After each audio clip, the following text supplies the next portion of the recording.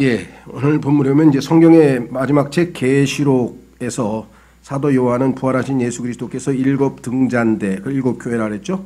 한가운데서 대제사장으로 계신 것을 보고 이를 기록하도록 명받았습니다.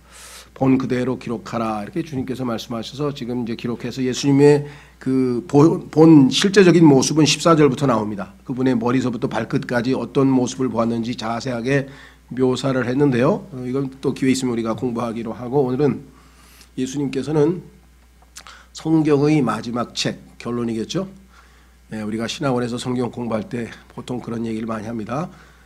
저희 신학원에서 우리 라영석 목사님은 하나님은 누구신가, 예수님은 누구신가, 성령님은 누구신가, 교회는 무엇인가, 구원은 무엇인가, 인간은 무엇인가 등등등등 주제별로 쭉 수직적으로 성경을 이렇게 단면도를 해서 잘 공부하고 있고, 제 과목은 창세기부터 계시록까지 수평적으로 이제 쭉 하나님의 역사를 우리가 공부하는 그런 공부를 하고 있는데요. 그럴 때 우리가 보통 창세기, 로마서, 계시록 이렇게 성경의 서론, 본론, 결론 이렇게 보통 얘기해서 크게 기둥을 3개 받고 그 다음에 이제 우리가 살을 붙여서 건물을 지어 올려간다는 비유로 그렇게 성경 공부를 얘기하는데, 그 가운데 결론에 해당하는 책이 아시다시피 계시록입니다. 요한계시록은 성경 66권의 최종적인 결론이고 하나님의 경륜의 최종적인 결론이고 하나님의 모든 계시의 결론입니다. 그래서 새 하늘과 새 땅으로 마무리가 되는 것을 우리가 보게 되죠. 그래서 예수 그리스도께서는 요한계시록이라고 하는 책에 예수님께서 부활승천하시고 성령께서 강림하셔서 주님의 몸된 지체들을 주님 몸 안에다가 성령으로 침례를 주셔서 이제 예수 그리스도의 몸된 교회가 세워졌습니다. 그 몸된 교회를 지상에 남겨놓았는데, 그 몸된 교회는 각 지역에 있는 교회들로, 교회는 하나뿐입니다. 주님의 몸이 하나 되듯이. 그러나 몸은 여러 지체들로 손, 발, 귀, 코 이렇게 구성됐듯이 지역 교회들, 지역에다가 곳곳에 다 지역 교회들이 세워져서 그 지역 교회들이 예수 그리스도의 몸을 구성하게 되는데, 그 지역 교회들 중에서 당시에 세워졌던 교회들 중에서 예수님께서는 7개의 교회를 선정을 했어요. 7개의 교회를 선택을 해서 그 교회들이 향후 예수 그리스도께서 지상의 교회를, 즉 신부된 교회를 데리러 오실 때까지, 우리가 보통은 휴거라고도 하고 다른 표현도 하죠. 첫째 부활이라고도 하고, 그 데리러 오실 때까지 이 지상에 있는 교회들이 7교회의 특징을 지닌 시대가 지나가게 될 것을 예언적으로 말씀을 해놓으셨습니다. 그러니까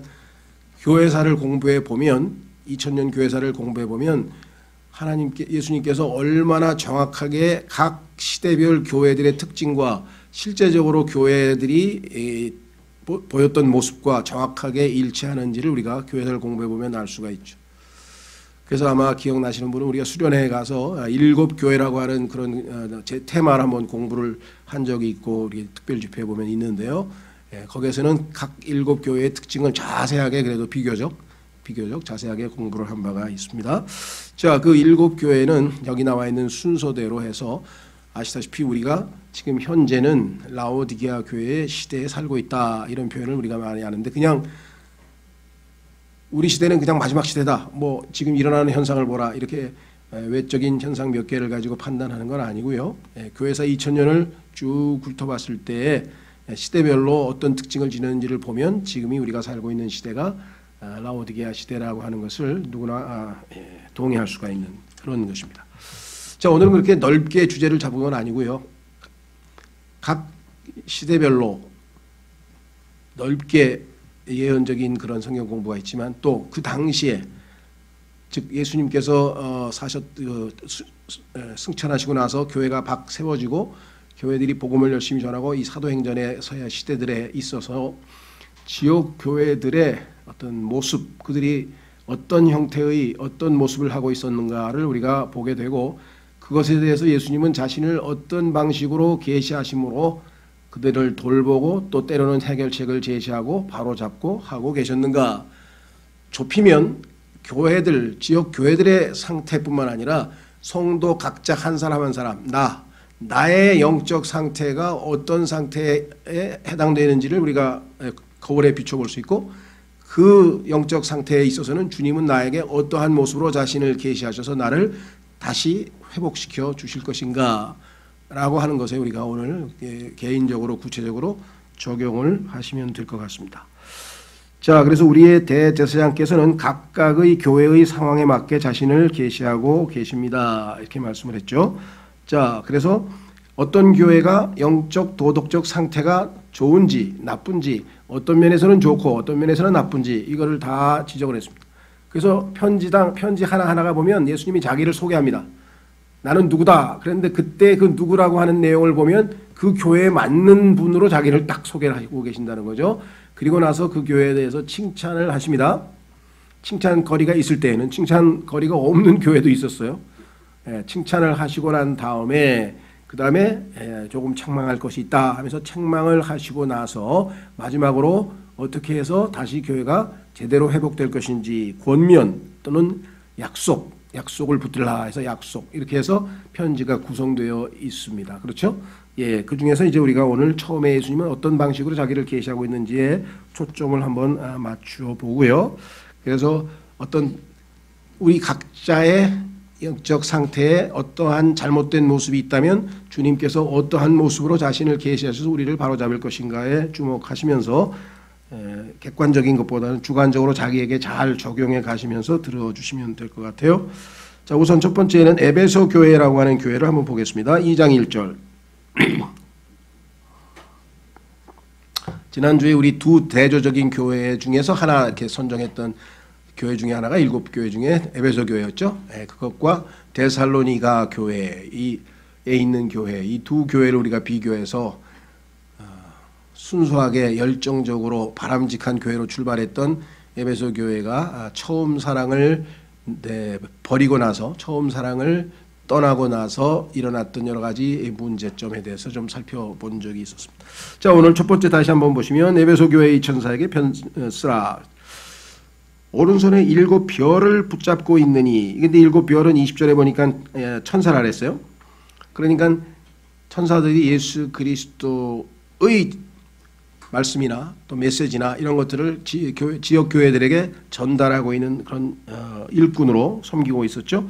두 번째, 7금 등잔대의 한가운데를 거니는 이가 이것들을 말하더라. 그러니까 에베소 교회에게 주님께서는 자신을 계시하실 때에 교회 안에 거닐고 있다 내가. 그 얘기는 뭐냐면 교회를 지금 현재 돌보고 있다. 두 번째, 교회를 통제하고 있다. 교회를 지켜보고 있다. 지켜보고 있다는 말은 두 가지 방식이 있겠죠. 잘못된 점이 있는지를 지켜보실 수도 있고, 훌륭한 면이 있으면 권면하기 위해서, 칭찬하시기 위해서도 지켜볼 수 있고. 그렇죠. 자, 하나님께서 우리를 지켜본다고 할 때 어떻습니까? 나를 보호해 주신다는 하나님의 말씀이 떠오르기도 하고, 나를 지금 잘못을 지적하기 위해서, 소위 말하면 감독하고 계시는 그런 모습으로도 우리가 볼 수가 있겠죠. 그래서 두려워하지 말고 잘못을 지적받으면 즉시로 그 잘못을 고백하고 고치면 되는 거죠. 얼마나 감사한 일인지 모르겠습니다. 자, 그래서 제가 이렇게 썼습니다. 크고 강력한 교회지만, 초대교회 여러분 아시잖아요. 상당히 3,000명씩 한꺼번에 5,000명씩, 그리고 어마어마하게 성령의 역사가 일어나고 해서 정말 폭발적으로 교회가 이제 생성되는 그러한 시대에 됐고, 특히 에베소 교회에는 사도 바울이 3년간이나 머물면서 심혈을 기울여서 그 두란노라고 하는 이 소위 말하면 장소 하나를, 아카데미아 장소 하나를 특별히 얻어서 거기에서 성경을 정말 잘 가르쳤던, 그래서 아주 정말 모범 교회로 세워졌던 교회가 바로 이 교회인데, 말씀드린 것처럼 너무 열심을 내고 너무 하다 보니까, 종교적 열심을 하다 보니까 주님과의 사랑은 식어져 가고 어떤 외형적인 열심, 노력, 행위, 이것들만 지금 남았어요. 그래서 처음에는 믿음의 행위였는데 믿음은 어느새 사라져버리고 행위만 남고, 사랑의 수고였는데 사랑은 어디로 가버리고 수고만 하고 있고, 지치죠. 그러니까 그 다음에 소망의 인내, 주님이 오실 걸 소망 가운데 인내했는데 소망이 없이 그저 이를 악물고 그냥 겨우겨우 인내하는 그런 모습이 되어버린 교회에게 주님께서는 여전히 주님께서 지금 그들을 돌보고 있다. 지금도 계속 교회를 통제하고 있다. 언제든지 회개하고 처음 사랑을 되찾으라. 확인해 보겠습니다. 4절. 그럼에도 불구하고 내가 너를 책망할 것이 조금 있나니 이는 내가 너의 처음 사랑을 버렸기 때문이라. 그러므로 내가 어디로부터 떨어졌는지 기억하고 회개하여. 주님께서는 그래서 지적을 하죠. 어디로부터 떨어졌는지, 언제 너희가 사랑이 식어버렸는지 그걸 기억하고 회개하여 처음 행위를 가지라. 처음 행위를 하라 하면서 권면하고 계시고요. 경고도 하십니다. 만일 그러하지 아니하고 내가 회개하지 아니하면, 기억하고 회개를 해서 다시 회복이 돼야 나와 함께 동행하고 나의 쓰임을 받고 나를 통해서 너희가 복을 누리고 그럴 텐데, 그리 아니하면 내가 속히 가서 내게 가서 내 등잔대를 그것의 자리에서 옮기리라. 그래서 교회가 사라져버리고 지금 에베소에 가면은 이 참 주님의 경고를 무시하고 제대로 알아듣지 못했던 결과를 우리가 직접 목격해 볼 수가 있죠. 지금 그 지역에는 지금 지역교회들이 없습니다. 옮겨가 버려. 딴 곳으로 하나님께서. 주님께서는 우리를 통해서 영광을 받으시고 우리의 섬김을 받기 원하시지만 억지로 받기를 원하시는 분 아니시잖아요. 그렇죠? 그래서 우리가 만약에 우리 교회가 하나님께서 이러이러한 역할을 해서 이렇게 쓰임받기를 원하는데 그 역할을 제대로 못하면 주님께서는 등잔대를 옮겨서 딴 교회들을 얼마든지 사용하셔서 하나님의 뜻을 펼치실 수가 있는 겁니다. 그러니까 주님께 쓰임받는 복을 우리가 놓쳐버릴 수가 있겠죠. 자, 두 번째 교회는요, 서머나 교회입니다.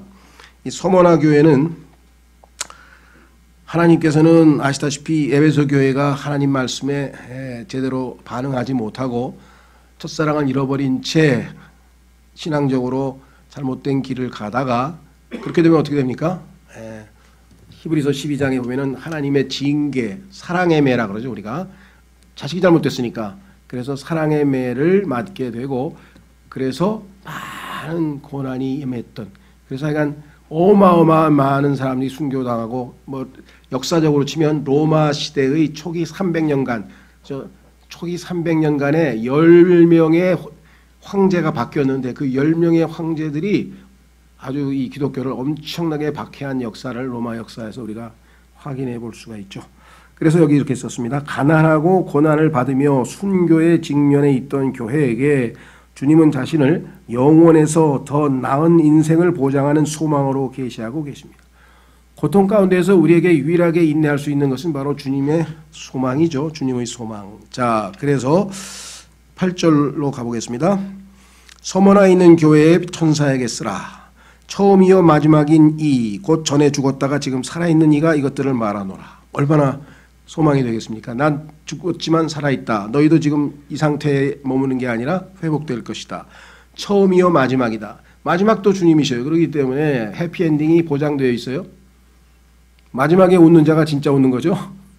아무리 중간에 좀 어렵고 힘들어도 맨 마지막 순간에 긍정적으로 끝나면 우리가 그걸 해피엔딩이라고 하는데, 주님은 그것을 약속하는 거예요. 네가 지금 이렇게 고난을 겪고 있지만. 근데 실제로 참 역사적으로 보면요, 이 서머나라는 도시가 어마어마하게 이 풍성하게 잘 번성하다가 아주 이 망해가지고 약 400년 동안 완전히 역사에서 잊혀졌다가 다시 재건돼서 다시 회복된 역사, 지진으로 또 한번 완전히 다 무너졌다가 다시 회복된 역사가 있어요. 그러니까 주님은 이 서머나라는 도시의 역사조차도 다 꿰뚫고 있어요. 이 교회도 역시 그와 같은 과정을 겪게 될 것을 염두에 두셨던 것 같아요. 그래서 뭐라고 얘기했느냐? 9절. 내가 내 행위와 환난과 궁핍을 알며 그러나 내가 부유하도다. 신기하죠?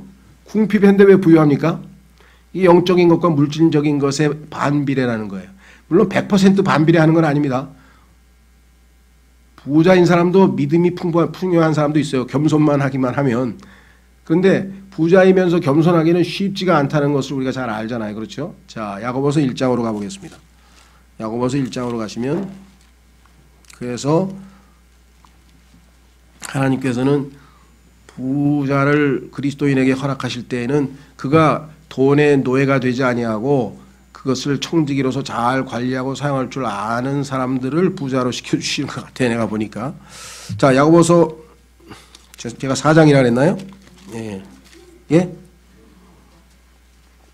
야고보서 1장 5절 야고보서 1장이 아니네. 죄송합니다. 2장입니다. 자꾸만 헷갈리게 해서 죄송합니다. 야고보서 2장 5절 내 사랑하는 자들아 귀를 기울이라. 하나님께서 이 세상의 가난한 자들을 택하사 믿음에 부요하게 하시고. 가난한 사람일수록 믿음이 부요하다. 왜? 주님께서 이렇게 많이 주셔서 이들이 주님을 의지하고 믿음으로 살아갈 수 있게끔 해주신다 이 말이죠. 물질을 의지할 게 없으니까.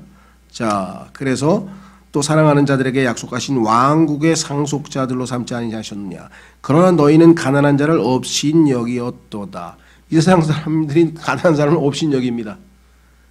근데 하나님은 아니에요. 그 사람들을 영적으로 풍요롭게 만들었어요. 서머나 교회도 마찬가지예요. 교회도 우리가 볼 때는 우리 주변에 정말 저렇게 어려운 교회가 있을까 싶지만요. 그 사람들 믿음 엄청나게 좋아요. 간증 들어보면요. 어휴, 역시 하나님 말씀이 맞구나. 그 교회에 정말 어떤 재정적인 여건이나 뭐 사람, 그 성도들의 생활 수준이나 이런 게 정말 어렵다고 생각을 하는데요. 간증 들어보면 뭐 믿음에 어마어마하게 충만하다는 걸 여러분들이 아마 느끼실 거예요. 말씀이 그냥 써 있는 게 아니에요, 이게. 자, 그래서 서머나 교회는 주님께서 영혼에 대한 미래에 대한 약속을 해주시죠. 내가 너 고난 당하는 거 다 안다 이렇게 분명하게 말씀하시면서요. 예, 10절 끝부분에 보십시오. 10절 끝부분에 너는 죽기까지 신실하라. 그리하면 내가 생명의 관을 내게 주리라. 이렇게 얘기를 하면서 고난 가운데 잘 견디는 사람에게 생명의 관. 우리 그리스도인들도 여러분과 제가 각자 개개인의 생활에서의 고난과 어떤 형태로든 어려움과 힘든 상황에서 믿음을 잘 보존하고 주님을 충성되이 잘 섬기면 그의 보상이 생명의 관이라고 하는 보상. 어떤 사람은 순교당해야 되는 거 아닙니까? 네, 아니에요. 여기서 죽기까지라고 하는 것은 죽음을 각오하고 그런 뜻이지 반드시 죽어야 된다는 뜻은 아니에요. 왜? 뒤에 다른 성경의 야고보서에 보면은 시험을 잘 견디는 자들에게 생명의 관을 주겠다 이렇게 약속이 돼 있어요. 그러니까 예전에 어떤 분들은 그래요. 성경에 하나님께서 예비하신 왕관이 3개인데요. 2개는 뭐 저한테는 해당도 안 되더라고요. 그게 무슨 소리예요? 5개 다 해당될 텐데. 첫째, 순교해야 된다 그랬잖아요. 순교. 그게 뭐 어떻게 순교해요? 이 대한민국이 이렇게 편안하고 그런데 뭐 북한에 가기도 전에 그래 순교는 못할 것 같아. 그래. 2번째는요. 그러니까 뭐 장로들에게 뭐 영광의 관을 준다는데 그 장로들을 마치 무슨 직책을 가진 감독 이런 걸로 오해한 거예요. 성경은 엘더란 말은 그냥 나이 든 사람이라는 뜻이거든요. 그러니까 영적으로 누군가 나보다 어린 사람을 그러면 올더잖아요. 올더 브라더 하면 형이고 영거 브라더 하면 동생입니다. 그런데 20살짜리한테 15살짜리는 뭐 엘더예요. 20살이 15살짜리보다는 엘더입니다. 그러니까 나보다 신앙생활을 하고 5년밖에 안 해서 뭐 별로 모르지만 이제 1년 채 안 된 사람이 막 신앙적으로 헤맬 때 가서 정말 잘 도와줘서 믿음을 세웠다. 그 영광의 관을 받는 거예요. 그러니까 그 좁은 의미를 해석할 필요는 없고요. 5개 다 받으실 수 있습니다. 그렇죠? 예. 다시 돌아오셔서 3번째로 가겠습니다. 3번째는 버가모. 이 버가모란 단어 자체가 정말 우리에게 의미심장하게 다가오는데요. Much marriage. 많은 결혼? 아니 왜 결혼을 많이 해? 한 번만 하면 되지. 왜 그러냐? 예수 그리스도의 신부가 타락해가지고 하나님께 이혼 증서를 받았어요. 성경에 보니까 이혼할 때 이혼 증서를 써주라 그랬죠. 예. 그래서 비블리온 아포스타시온. 그러니까 그 마태복음 19장에 예수님께서 너희가 하도 마음이 완악하니까 그 이혼당한 여자가 불쌍해서 하나님께서 반드시 이혼 증서를 써주라. 그러면 합법적으로 이혼당한 여자는 언제든지 다시 재혼할 수 있기 때문에 그 여자를 보호하기 위해서 하나님께서 원래 그렇게 했던 거지 하나님께서 처음에는 이혼을 허락한 게 없다. 한 번 결혼하면 영원까지 가는 거다. 이렇게 얘기를 했죠. 그러나 허락하신 상황에 대해서 설명을 하셨을 때 그 이혼 증서라고 하는 그것이 헬라어로 배교한 성소라는 뜻이에요. 비블리온 아포스타시온. 배교한 증서. 그러니까 순수한 하나님의 말씀이 변질돼서 6만 군데가 변질이 돼서 이게 정말 그 하나님의 원래 성경을 변개시킨 성서를 가톨릭에서 새롭게 번역을 해서 성서를 대체해 버렸어요. 올바른 성경을 내버리고 그거를 로마 가톨릭의 공식 성경으로 택하는 순간 그 단어가 묘하게 이혼 증서라는 단어하고 똑같은 단어가 됐다. 그래서 세상과 결혼했어요. 어디에 이렇게 갔어요? 주님께 안 가고 황제에게 가서 세상과 혼인을 해서 세상으로부터 많은 혜택을 받았어요. 세금도 감면받고 뭐도 하고 해가지고 보호도 받고 그렇죠? 예, 그래서 세상과 결혼한 교회 역사상 가장 부끄러운 시대의 모습이 아닐 수가 없습니다. 자, 그 중에서도 특히 여기 나와 있어요. 부도덕한 지도자들을 용납하고 있던 교회에게 이 교회 안에는 정말 영적 지도자라고는 할 수 없을 정도의 부패한 그러한 부도덕한 지도자들이 많이 있었습니다. 뭐 마지막에 여러분들 아시는 그 이 베드로 성당, 성 베드로 성당 지을 때에 돈 모금하기 위해서 만든 그 뭡니까 이게 쩡그랑하고 던지는 면죄부죠. 면죄부 사건도 있고 여러분 잘 아시겠죠. 자, 이게 주님은 자신을 분리를 요구하시는 분으로 계시하고 계십니다. 그 상태가 아니에요. 세상으로부터 뭐예요? 분리하라. 갈라디아서 1장 4절에 보면은 예수님은 우리를 세상으로부터 구출하셨는데 세상과 구별시키셨는데 다시 세상으로 돌아갔어요. 예수님 믿고 구원받은 사람도 그렇게 가능합니까? 있죠. 성경에 보니까 디모데후서 4장에 대만은 뭐예요? 이 현 세상을 사랑했다고 써 있죠. 확인해 보세요. 디모데후서 4장. 그리스도인들도 얼마든지 세상을 사랑해서 주님을 버리고 세상을 사랑할 수가 있습니다. 그러면 그 상태가 버가모 교회의 상태와 영적으로는 똑같은 거죠. 디모데후서 4장 10절. 대만은 바울의 선교팀의 일원으로 굉장히 믿음이 좋은 사람입니다. 여러분들 어떤 사람이 헌신해서 선교까지 나갈 정도면은 그 믿음 좋은 거지 믿음 엉성한 거 아니죠?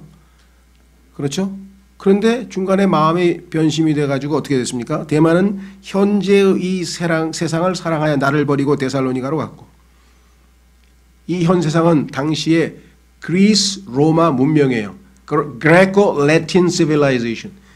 여러분 잘 아시잖아요. 그리스 로마 문명이 얼마나 화려했는지 목욕탕 문화도 있고 막 댄스 문화도 있고 막 뭐 파티 열고 막 귀족들이 모여가지고 춤추고 하는 거 보세요. 막 거기다 막 연주도 하고 막 뭐 스포츠 행사도 있고 막 그 그리스 로마 시대에 화려했던 그 또 대리석 궁전서부터 시작해가지고 그 화려한 세상적인 것에 마음을 빼앗겨서 함께 주님을 일을 하다가 다시 세상으로 돌아가 버린 사람이 있는데 그것을 지역교회로서는 그게 바로 버가모 교회의 모습이다. 이렇게 성경에서 우리에게 보여주시네요. 다시 계시록으로 돌아가시면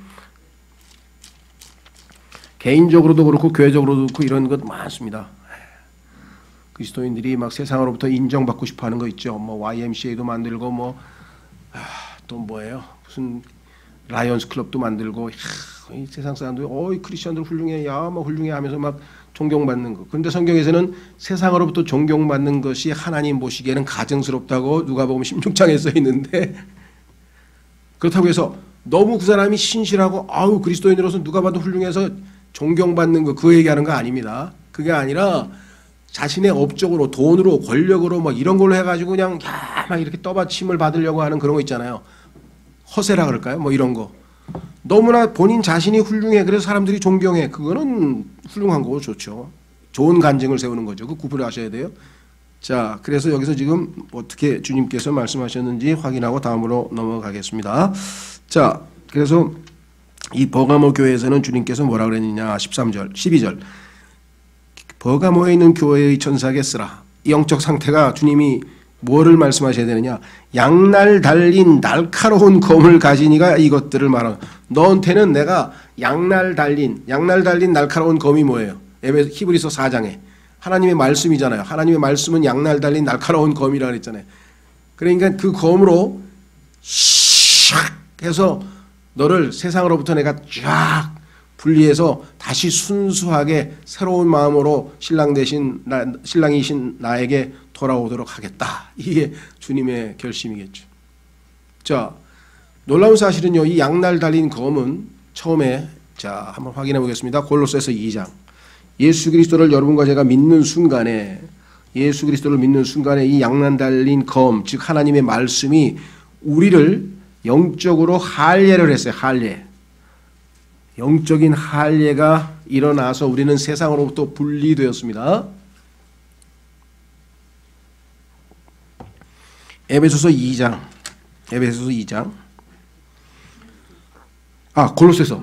예. 이렇게 앞으로도 계속 바로잡아 주세요. 제가 하도 틀려가지고. 예. 골로새서 2장 11절. 또한 그분 안에서 그리스도의 할례로 말미암아. 자, 아브라함의 할례는 육체에 대한 할례입니다. 그래서 다 집안 사람들 다 할례 받았죠. 8일 태어난 지 8일 되면 예수님도 아브라함의 할례 육체적 할례 받았잖아요. 왜? 유대인이니까. 유대인과 하나님과의 사인 표적이 뭐냐면 유대인들은 다 할례를 받아야 된다는 거예요. 왜냐? 이 할례라고 하는 것은 가장 육체의 핵심적인 부분에서 너는 죽었다 이거예요. 그래서 육체적으로는 죽고 영적으로 살아야 되는 민족이다라고 하는 것을 상징적으로 지금 보여주는 건데, 자, 이번에는 그리스도의 할례는 뭐냐? 영적 할례. 이거는 실제적으로 몸에다 하는 할례가 아니라 말씀의 칼로 하는 영적 할례인데 뭐라 그러냐 보세요. 육신의 죄들에 속한 몸을 벗어버림으로. 자, 이건 좀 교리적으로 보세요. 창세기에서 우리가 죄를 지었죠. 그래서 죄가 우리 안으로 들어왔죠. 그래서 죄가 우리 안으로 들어오는 순간 우리의 영은 죽어버렸죠. 그리고 우리의 혼과 우리의 몸은 결혼을 했어요. 남편이 우리의 몸이에요. 그리고 나는 이걸 로마서 7장에서는 옛 남편이라 그랬어요. 그렇게 혼인을 했어요. 혼인하면 한 육체라 그랬잖아요. 그렇죠? 예, 그래서 이 한 육체를 플래시라 그래요. 원래 우리의 몸은 중립적으로 바디라 그래요. 바디는 좋은 건데 혼과 타락한 혼하고 이렇게 죄로 말미암아 딱 결합해서 하나가 돼서 플래시가 되면 육체가 돼 버리면은 그 다음부터 이것은 나쁜 쪽으로 기울어지게 되는 것이겠죠. 그래서 어떻게 했어요?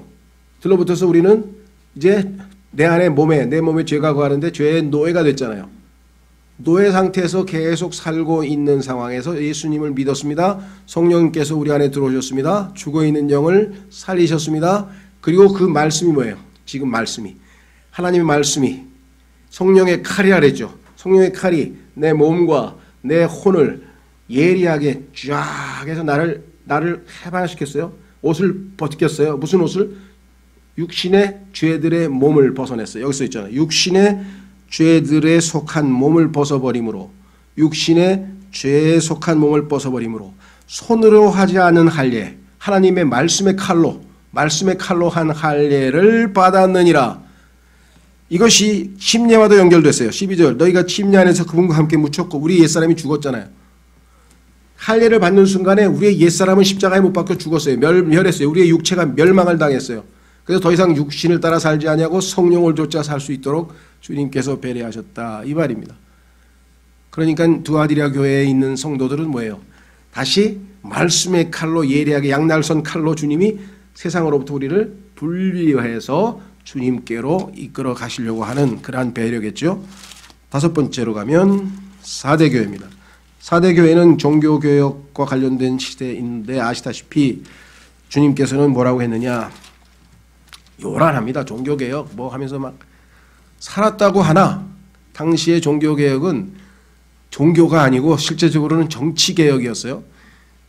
예, 마틴 루터의 종교개혁을 따랐던 당시의 사람들은 진리를 알고 성경을 사랑하고 믿음으로 의롭게 되는 그 구원의 교리를 알아서 종교개혁을 한 게 아니라 로마 교회가 미워서 하도 돈도 뜯어가고 뭘 하니까 괴롭히니까 로마 교회가 미워서 거기에 반작용으로, 그래서 그걸 프로테스탄트라 그러죠. 항의하잖아요. 로마 교회에 항의하는 자들로서 구별이 됐기 때문에 살았다고는 하나 실제적으로 영적으로는 죽어있는 상태에 있었습니다. 그래서 뭐라 그랬어요? 여기 5번 살아있다는 이름만 있고 실상은 죽어있는 교회에게 주님은 자신을 성령 안에서 생명을 주시는 분으로 계시하십니다. 그랬죠? 자, 확인해 보겠습니다.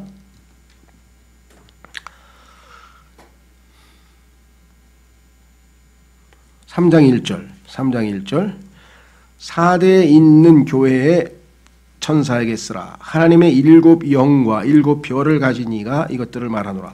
내가 내 행위를 아노니 내가 살아있다는 이름은 가지고 있으나 죽었도다. 깨어서 남아 있으나 죽으려 하는 것들을 강하게 하라. 그나마 붙들고 있는 것 마저 죽기 전에 그걸 강하게 해서 회복시켜라. 내가 하나님 앞에서 내 행위가 완전함을 찾아내지 못하였나니 그러므로 내가 어떻게 받았고 들었는지 기억하고 굳게 붙잡아 회개하라. 많은 진리들이 회복이 됐습니다. 성경이 번역이 됐잖아요. 종교개혁과 더불어. 그래서 그 이혼 증서를 이제 내려놓고 주님이 주신 하나님의 말씀을 붙들고 이제 돌아왔는데 거기에서 이신칭의 오직 믿음으로만 의롭게 됩니다. 오직 은혜로만 구원을 받습니다.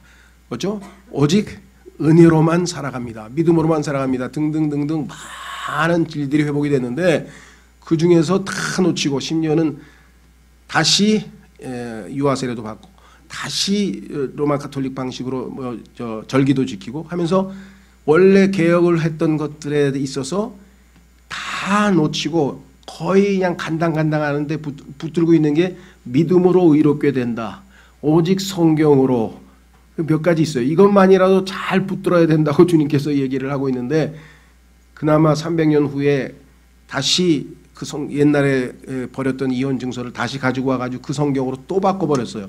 그게 1881년이고 그 시점이 마지막 7제의 라오디게아 교회의 시작이 됐습니다.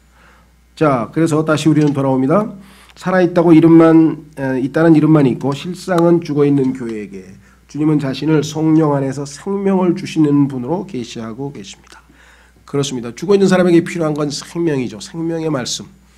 하나님의 말씀이 우리에게 생명을 더 풍성하게 제공해 주심으로써 우리가 다시 회복된다. 활력을 되찾는다. 그렇죠? 힘을 얻는다. 그래서 우리가 부흥한다 그러잖아요. 부흥이라고 하는 말도 영적으로 다시 생명이 충만하게 주님의 생명이 우리 안에서 더 활력을 얻고 힘을 얻는다. 이런 의미에서 주님께서는 자신의 생명을 주시는 그러한 분으로 계시를 해 주셨다 그랬습니다. 자, 6번째로 가시면 그 유명한 필라델피아입니다. 그래서 여러분 필라델피아 하면은 그 미국에 있는 그 동부에 있는 그 도시 아니야 그 그렇죠? 예, 맞습니다. 그것에서 필라델피아 자유의 선언 해가지고 뭐 미국의 처음에 영국으로부터 독립을 했던 이 독립의 그 거점 도시고 정말 미국 사람들이 가장 사랑하는 도시 중에 하나죠. 그래서 세계에서 민주주의에 크게 기여한 사람 뭐 이런 인권상 뭐 이런 비슷한 게 있어요. 그래서 필라델피아 자유의 종이라고 하는 그 상을 제공하는데 제가 알기로 우리나라에서는 김대중 대통령이 받으셨어요. 뭐 하여간 자세한 내용은 몰라요. 그래서 뭐 그 얘기를 하려고 하는 게 아니라 그 필라델피아 자유의 종이라고 하는 그 종에 보면은요, 거기에 너희가 리버티 자유의 해를 모든 곳곳에다가 선포하라라고 하는 레위기의 성경 말씀이 딱 써 있는데 오늘날 사람들은 그 구절이 성경에서 인용된 구절인 것조차도 몰라요. 그만큼 지금 영적으로 초창기에는 그걸 알고 썼을 거 아니에요. 그렇죠? 지금은 그런 것조차도 알지 못하는 완전 세속화된 그러한 상으로 전락을 했지만 처음에 미국의 교회들은 얼마나 성경적으로 건전한 교회였는지 모른다. 자, 필라델피아 이름이 얼마나 멋있습니까? 형제사랑교회. 그래서 청주에 있는 교회 아까 말씀드렸죠. 교회 이름이 형제사랑 침례교회.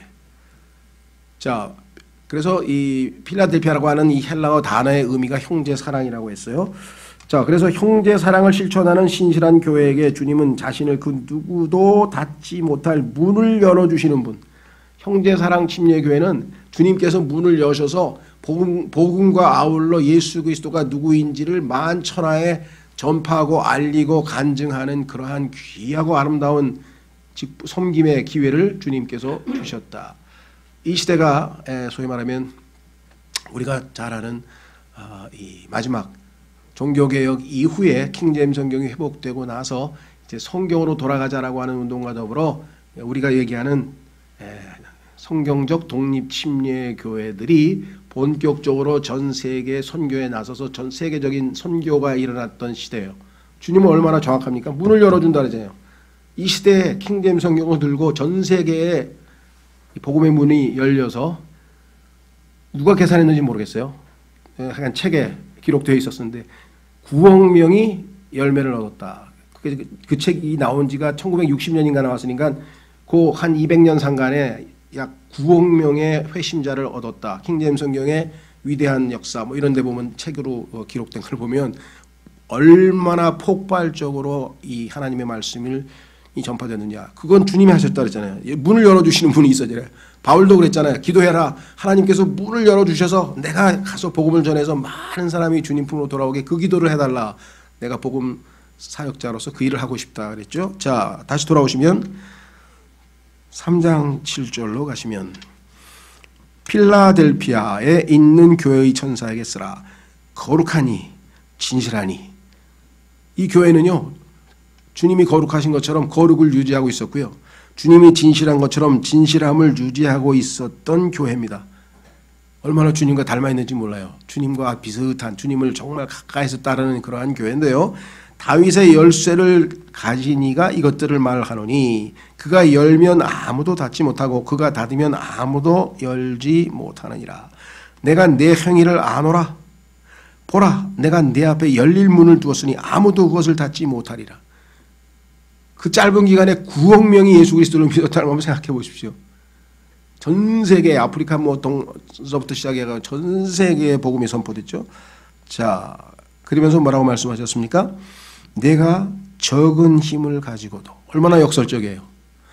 사도 바울이 뭐라고 고백했습니까? 고린도 후서에서 내가 약할 때에 강함을 알게 되었노라. 왜? 내가 약하면 주님을 의지할 거고 주님은 강하신 분이니까 강하게 역사가 일어나고 내가 나서서 강력하게 하면 뭐 주님이 옆에서 지켜보고 있는 거예요. 얼마나 잘하나 보자. 주님은 관여할 수가 없어. 왜? 가만히 계세요. 가만히 계세요. 내가 알아서 할 테니까. 그럼 주님이 어떻게 할 수가 없는 거예요. 근데 주님, 저는 도저히 제 힘으로는 뭐 어떻게 해볼 도리가 없습니다. 주님이 역사해 주십시오. 그 교회가 바로 이 교회라는 거예요. 왜? 적은 힘을 가졌다 그러지 힘이 많다 그러지 않습니까? 그래서 우리 교회는 뭐 작아서요. 뭐 크게 선교하기도 어렵고 뭐 이런 분들이 있어요. 아니에요. 오히려 하나님께서 쓰실 수 있는 것은 적은 힘을 가지고 있는 교회라 그랬어요. 예, 적은 힘. 저희도 한 10명이 시작했나요? 1년에 한 명씩 늘어나요. 10명, 그러니까 1주년 지나면 11명, 2주년 지나면 12명, 뭐 이런 식으로 조금씩 이렇게 한 사람 한 사람씩 이렇게 더해졌는데요. 자, 여기도 지금 적은 힘을 가지고도 중요한 건 뭐예요? 내 말을 어떻게 해요? 지켰다. 이 지켰다라고 하는 말은 두 가지입니다. 캡트라고 하는 말은 성경 말씀을 빼앗기지 아니하고 잘 붙들었다. 이런 거 하고요. 두 번째는 그 말씀을 준수했다. 그 말씀에 순종했다. 그리고 지켰다는 말이 두 가지의 의미를 갖고 있죠. 내 이름을 부인하지 아니하였도다. 그렇습니다. 10절에 보면 내가 나의 인내의 말을 지켰은즉 나도 너를 지켜 시험의 시간을 면하게 하리라. 인내의 말씀을 지켰다. 끝까지 주님을 인내하면서 말씀을 붙들고 말씀을 따라 신앙생활을 어떠한 조건 하에서도 해나가는 그러한 성도, 그러한 교회를 주님께서는 칭찬만 하셨어요. 그러니까 필라델피아 교회는 꾸중을 들은 게 하나도 없어. 꾸중이 하나도 없고 전부 다 칭찬만 들었어요. 박해받는 서머나 교회도 주님께서 꾸중이 없어요. 고난당하는 교회는 위로가 필요했죠. 자, 그래서 우리는 여섯 번째 형제 사랑 침례교회. 이 형제 사랑이라고 하는 것을 실천할 정도의 이것은 희생적 사랑이지 않습니까? 주는 사랑, 희생적으로 주는 사랑이기 때문에 이 사랑을 실천할 정도면 개인적으로도 가장 영적으로 성숙한 거잖아요. 그렇죠? 여러분 잘 아시는 것처럼 확인해 보겠습니다. 이게 그냥 어설프게 신앙생활에서 되는 게 아니라 한 사람이 20년간의 다양한 훈련 과정을 거쳐서 어른이 돼서 성인식을 하고 성인이 되듯이 영적으로도 지난한 과정을 거쳐서 나중에 형제 사랑에 도달하게 되겠죠. 자, 확인해 보겠습니다. 베드로후서 1장 5절, 베드로후서 1장 5절.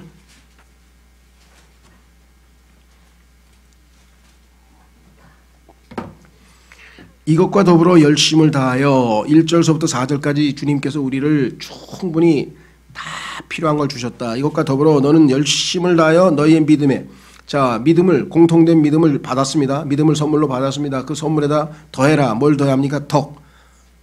도덕적 능력을 더하고 덕, 그 다음에 덕의 지식, 예수님을 알아가고, 그 다음에 절제, 균형 잡힌 신앙생활을 하고, 인내, 어려움에서도 잘 견디고, 그러면 경건, 하나님처럼 살아가게 된다. 하나님처럼 라이프 스타일이 생기게 된다. 그래야 비로소 형제의 친절을, 이유는 하나야. 저 사람이 내 마음에 들건 안 들건 나를 불편하게 하건 내 스타일이 아니거든 좋고 나쁘고 아무런 그것 따지지 않냐고 저 사람이 주 안에서 내 형제이기 때문에 형제의 친절을 베푸는 거예요. 그 정도 수준 되려면요 쉽지 않습니다. 여러분들은 우리도 그렇잖아요. 나에게 좀 호의적인 사람 잘해주고 막 나를 괴롭히고 막 비방하고 그런 사람은 어떻게 우리가 쉽게 잘해주겠어요. 그건 아주 성숙되지 아니하면 안 돼요.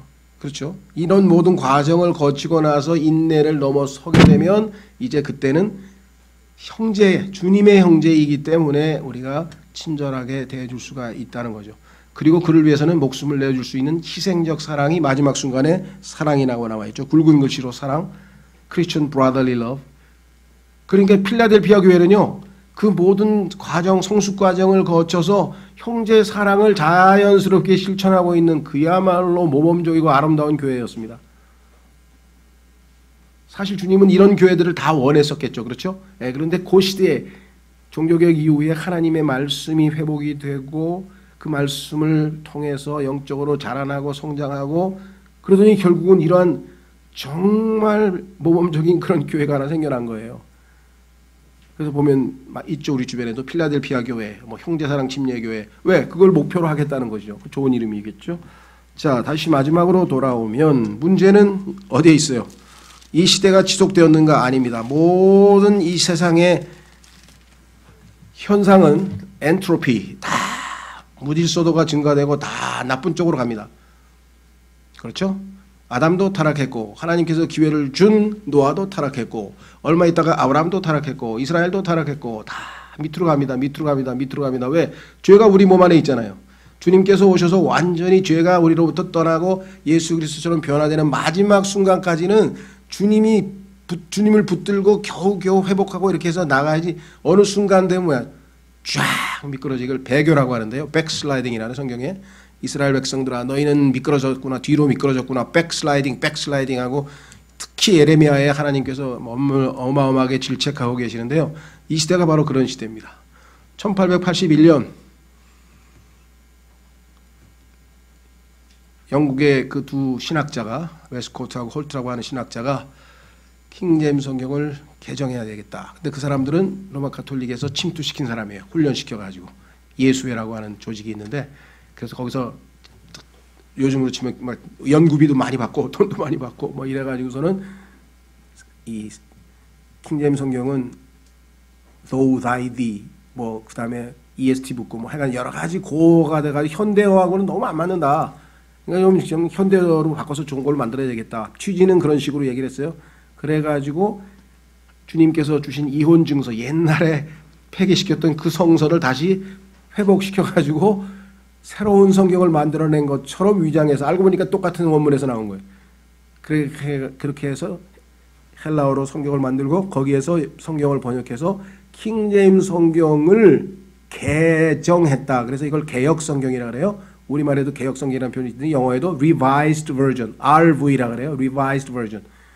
근데 개역을 한 게 아니라 무려 신약에서만 6천 군데를 뜯어 고쳤고 신구약 합해서 6만 군데를 뜯어 고쳤습니다. 근데 이 사람들이 당대 최고 신학자이기 때문에 그 위험에 눌려가지고 그냥 속된 말로 대세가 그냥 와 휩쓸려 버린 거예요. 그러다 보니까 아까 얘기했잖아요. 그 성경을 지켜내려고 자기가 원래 순수한 하나님의 말씀인 그 성경을 지켜내려고 얼마나 그래서 우리가 보통 이 사람들의 역사를 피 흘린 발자취라고 하는 책도 나와 있잖아요. 교회에서 피 흘린 발자취 얼마나 힘들었느냐. 이 성경 다 막 압수당하고 막 뺏기고 막 그 와중에서 지켜낸 성경입니다.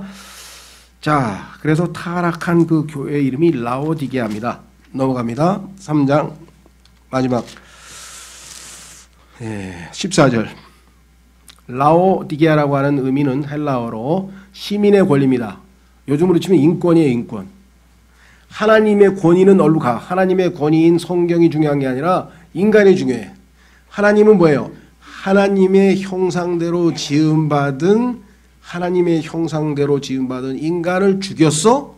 의도적으로 살인했어? 그 자는 반드시 죽여라. 그게 하나님의 권위의 말씀이에요. 인간이 인권을 존중해야지. 실수해서 그렇게 그러가 어떻게 인간이 인간을 죽여? 사형제도 하는 사람이 인간이 인간을 죽일 권리가 있나? 이런 얘기를 합니다. 인간이 인간을 죽이는 게 아니에요. 하나님이 나보고 우리나라 정부, 국가이죠, 국가. 국가에게 저 사람은 죄를 지었으니까, 살인죄를 지었으니까 국가가 죽여라. 사람이 사람을 죽이는 게 아니거든요. 하나님께서 시킨 대로 우리는 순종하는 거죠. 그래서 바울도 내가 사형에 당할 짓을 했으면 난 사형 당하겠다. 이렇게 얘기를 하고요. 창세기 9장에서 하나님께서 정부, 이 땅의 국가죠. 정권을, 정부를 세울 때의 핵심이 뭐예요? 사형시킬 수 있는, 그게 국가 권력의, 공권력의 최고 권력이죠. 그걸 시킨 거예요. 그 사형제도는 하나님께서 세우신 겁니다. 그런데 막 교회가 앞장서고 막 가톨릭이 앞장서고 해가지고 목사, 신부 막 2,000명 서명 사형제도를 폐지하라. 그래서 유럽의 사형제도 다 없어져 버렸어요. 제일 우리보다 앞서 배교하고 있어요. 하나님 말씀을 우리보다 먼저 버렸어요. 우리는 뒤늦게 그나마 킹제임스 찾아가지고 지금 사람들이 인간적으로 보면 사람이 어떻게 사람을 죽입니까? 뭐 이렇게 해가지고 뭐 무기징역 무슨 300년 징역 500년 막 이렇게 붙이는데 그건 장난치는 거고요. 하나님 말씀에 하나님의 형상대로 지음받은 고귀한 인간을 죽였으니까 이 사람은 당연히 죽임을 당해야지. 그렇죠? 예, 이것 말고도 그 이외에도 테마 수십 개 수백 개 사회 신문에 요즘에 떠오르는 모든 테마에 대해서 전부 다 90% 이상이 하나님의 말씀과는 반대되는 사상이 지배하는 세상에 우리가 살고 있어요. 그래서 그걸 라오디게아라고 그러네요. Civil rights. 근데 그것에 물든 교회들이 이 지상의 교회야. 그러면 그 교회는 어떻게 해요? 뜨겁지도 않고 차갑지도 않고 하나님 말씀을 안 믿는 건 아니야. 구원을 안 받은 건 아니야. 근데 이게 뭐야? 생각은 하나님과는 다른 생각을 하고 있단 말이에요. 자, 다시 돌아오셔서 14절 라오디게아 교회의 사람들의 교회의 천사에게 쓰라. 아멘이요 신실하고 진실한 증인이요. 아멘이라고 하는 확고부동하다 말이죠. 흔들림 없어요. 그 다음에 신실하고 진실한 증인이요. 너희도 신실하고 진실된 증인이 돼야 되는데 라오디게아 교회 너희는 지금 신실하지도 아니하고 진실되지도 아니하니 더더군다나 하나님의 창조를 시작하신 이가 이것들을 만하노나. 하나님의 창조를 시작하신 분이고 창조를 최종적으로 완성하실 분이신데요. 자, 그래서 우리는 예수 그리스도께서는 여기 이렇게 됐습니다. 미지근한 교회에게는 마지막 주보에 주님은 자신을 신실하고 진실한 증인으로 계시하고 계십니다. 그래서 이 시대에 정말 올바른 성경과 올바른 복음과 올바른 행위로 우리의 입술의 말씀이 진실되고 신실할 뿐만 아니라 우리의 올바른 행실로도 진실되고 신실하다고 하는 것을 간증을 보임으로써 제대로 된 이 복음 증거를 포함해서 모습을 보이는 것이 주님께서 이 라오디게아 교회가 빨리 회개해서 그러한 모습을 되찾으라. 그 음성을 듣고 반응해서 빨리 주님 품으로 회복하는 것이 이 땅에 있는 지역 교회들, 우리 교회를 포함해서 해야 될 일이겠죠. 그래서 주님께서는 19절 내가 사랑하는 자들을 다 책망하고 징계하노니 사랑하기 때문에 주님께서 우리에게 이렇게 경고하고 말씀하시는 거죠. 그런즉 열심을 내고 회개하라. 열심을 내고 회개하라. 돌아와서 신실하고 진실하신 증인 되시는 주님의 신실하고 진실된 증인으로서의 삶을 살라. 그렇죠? 예수님은 자신을 아멘이라 했대. 창조를 시작하신 분이라 했대. 그분이 확고부동하게 우리의 마음을 붙들고 우리도 그 주님을 따라야 되겠다 그랬습니다. 이 시대를 꿰뚫어 보시면서 시대를 관통하는 예언적 일곱 교회에 대해서 주님께서는 요즘으로 말씀드리면 최고의 처방전을 다 제시하신 것이에요. 그렇죠? 예, 이 주님께로 열심을 내고 주님께로 돌아와서 회개한 교회들은요, 주님께서 다시 리프레시, 상쾌하고 유쾌하고 회복시키시고 다시 열심을 내서 주님을 뜨겁게 섬길 수 있고, 그렇죠? 예, 그래서 주님 앞에 우리가 인정받는 그런 일꾼들이 될 수가 있습니다.